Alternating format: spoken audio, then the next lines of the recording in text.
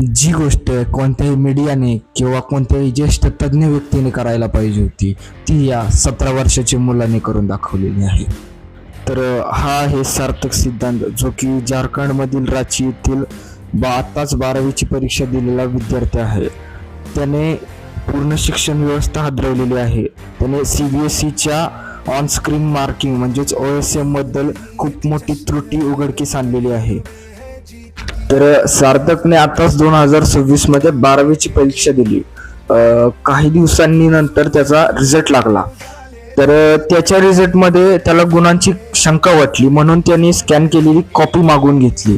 तर त्या स्कॅन केलेल्या कॉपी अस्पष्ट दिसल्या आणि त्यातील काही पाने सुद्धा वगळण्यात आली होती. तर सार्थक याने याचा सखोल अभ्यास केला व त्याला समजून आले की ती गोष्ट फक्त त्याच्या बरोबरच नव्हती झाली, तर ती खूप साऱ्या विद्यार्थ्यांबरोबर झाली होती. त्यानंतर त्याने या प्रकरणाचा अभ्यास करण्यास सुरुवात केली, ज्यामध्ये त्यांनी एक येथील हॅकर, जो की त्याचाच एक मित्र होता, आणि एका पत्रकारांच्या समवेत त्याने CBSEचे नवे जुने सर्व टेंडर्स गोळा केले व सार्वजनिक डेटाही गोळा केला. त्यामध्ये त्याला असं समजून आलं की CBSEने एका खाजगी कंपनी, जिचे नाव कॉम्पॅक्ट टेक एड्यू, याला फायदा पोहोचवण्याचा प्रयत्न केला व याची दखल घेत 2 जून रोजी त्याला संसदेत बोलावण्यात आले व त्याने तिथे शिक्षण विषय स्थायी समिती समोर प्रेझेंटेशन केले. त्यामध्ये खासदारांच्या समिती समवेत शिक्षणाधिकारी व CBSEचे अध्यक्षही तेथे उपस्थित होते.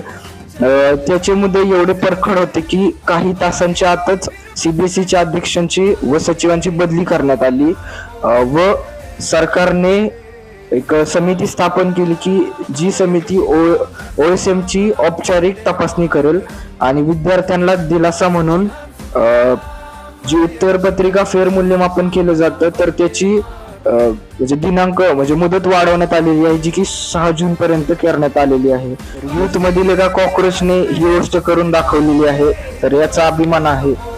जर व्हिडिओ आवडला असेल तर लाईक करा आणि अशाच माहितीसाठी चॅनल सबस्क्राईब करा. धन्यवाद.